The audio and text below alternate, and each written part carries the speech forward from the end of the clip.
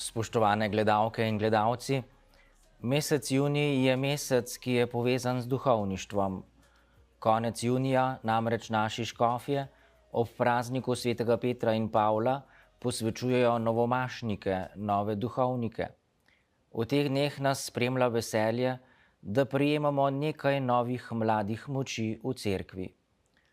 Kot je najbrž že vsesplošno znano, bo v naši dekaniji imel novomašo Matija Golob, rodni brat znanega duhovnika Martina Goloba, in sicer v Šmartnem pri Litiji. Mimogrede, Matija je tudi že imel duhovno misel na ETV v letošnjem postu še kot diakon. Kolikor vem, bomo v cerkvi na Slovenskem poleg novomašnika Matija imeli samo še enega novomašnika, in sicer kapucina brata Ambroža Brezovška z področja Celjske škofije, torej skupaj dva novomašnika za celotno Slovenijo. Problem je seveda v tem, da je zadnja leta število novomašnikov, novih duhovnikov, zelo majhno. Za vsak duhovni poklic posebej smo Bogu hvaležni, čeprav bi si jih želeli več. V letošnjih šmarnicah so lazaristi zapisali približno takole. Precej enostaven statistični izračun nam pokaže, da glede na starostno strukturo in število duhovnikov, čez nekaj let v marsikateri župniji ne bo več možno zagotoviti dušnega pastirja. Gre za povsem jasen podatek na podlagi dejstev, ki sam po sebi ne ponuja nobene rešitve. Lahko nas navdaja s skrbjo, kar je dobro, če se predramimo. Lahko pa je tudi slabo, če zaradi tega postanemo malodušni, če nam to jemlje zagon ter voljo do dela. To namreč ogrozi naš zanos, veselje, optimizem in vero, iz česar pravzaprav rastejo novi duhovni poklici.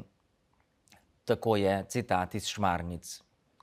Torej, nikakor se ne smemo podoreči kakemu pesimizmu, lahko samo molimo in prosimo Boga, naj on pokliče novih delavcev v svoj vinograd, oziroma naj nam pomaga, da bomo odprti tudi za drugačne rešitve v cerkvi, da bi sprejeli načrt združevanja župnij, predvsem, da bi tudi verniki prepoznali svoje poslanstvo v cerkvi. Mesec junij je tudi mesec duhovniških jubilejev, ko nas večina duhovnikov obhaja obletnico posvečenja. Večina nas je bila posvečena na praznik svetega Petra in Pavla, se pravi 29. junija, ne pa vsi. Posebej slovesno se obhaja na primer zlato mašo, kar pomeni 50 let duhovništva, ali tudi višje obletnice, kar je seveda redko komu dano. Slovesno lahko obhajamo na primer že srebrno mašo, kar pomeni 25 let duhovništva. Pomenljivo je s hvaležnostjo gledati na zvestobo duhovniškim obljubam, saj hudobni duh je precej močan s svojimi izkušnjavami, ta svet pa je obremenjen tudi s stalnim spreminjanjem. Nevarnost je torej veliko, zato se vam, duhovniki, vernikom, iskreno zahvaljujemo za vaše molitve in vso drugo pomoč in podporo. Zavedamo se, da je zvestoba Božji dar, tudi sad prizadevanja in truda, a predvsem Božji dar. Pravzaprav je duhovništvo velik dar Boga. Sveti Janez Vianney je rekel, za maševanje bi človek moral biti seraf. Če bi vedel, kaj je maša, bi duhovnik umrl. Srečo, da smeš maševati, bomo doumeli šele v nebesih. O moj Bog, kako moramo pomilovati duhovnika, kadar to opravlja iz navade. Ali pa še ena misel svetega Janeza Vianneja, ki bi jo pravzaprav morali slišati predvsem mi duhovniki. Duhovnik ni duhovnik zase, ne daje sebi odveze, ne podeljuje sebi zakramentov. Duhovnik ni zase, ampak je za vas. Tako Janez Vianney. Velikokrat rečemo in celo molimo, da bi bili vsi duhovniki po meri Božjega srca.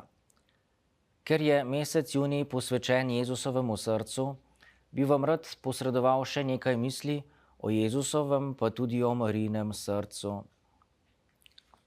Češčenje Jezusovega in Marijinega srca je utemeljeno v Svetem pismu. Nihče nima večje ljubezni, kakor je ta, da kdo da svoje življenje za svoje prijatelje, pravi Sveto pismo. Lahko bi rekli, da je ena od svetopisanskih podob, ki najbolj pokaže ljubezen Jezusovega srca, prav Jezus na križu z odprto stranjo. V kalvarijski daritvi se je najbolj razodelo bistvo Jezusovega srca. Seveda obstajajo tudi druge svetopisanske podobe Jezusovega srca, kot na primer ostali Jezus s poveličanimi ranami. Pravzaprav je vse Jezusovo ravnanje in poučevanje dar njegovega ljubečega, usmiljenega srca. Z Jezusovim srcem je globoko povezano tudi Marijino srce. Kakor v zemeljskem življenju ima Jezus tudi v večnosti ob sebi svojo mater Marijo. Marijino srce je v Svetem pismu omenjeno že v Simeonovi prerokbi ob darovanju v templju, ko pravi: tvojo dušo bo presunil meč bolečin. Glede dogodkov ob Jezusovem rojstvu v Svetem pismu piše: Marija pa je vse te besede shranila in jih premišljevala v svojem srcu. Marija je dejansko z Jezusom veliko pretrpela ob njegovem križevem potu, zlasti ko je umiral na križu. Pri posvetitvi Jezusovemu in Marijinemu srcu gre za to, da molimo in se trudimo, da bi se naša srca oblikovala po Jezusovem in Marijinem srcu. Zelo pomembno je, da živimo iz te posvetitve in jo obnavljamo. Želim vam, da bi črpali moč za vsakdanje življenje in darovanje prav iz Jezusovega in Marijinega srca. Naj nas vse skupaj tudi na dopustu spremlja Božji blagoslov in Marijino varstvo.